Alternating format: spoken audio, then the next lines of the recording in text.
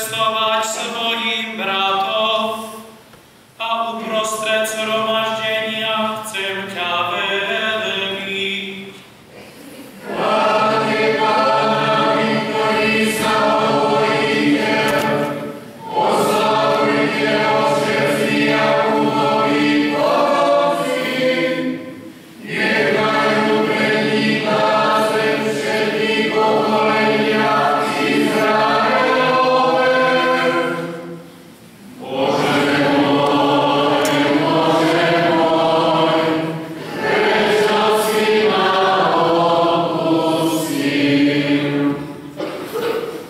Teraz nasleduje krížová cesta po našej dedine. Touto krížovou cestou môžeme získať plnomocnú odpustky. Prosme ukrižovaného Ježiša Krista o požehnanie pre seba, pre našich blízkych a pre celú našu obec.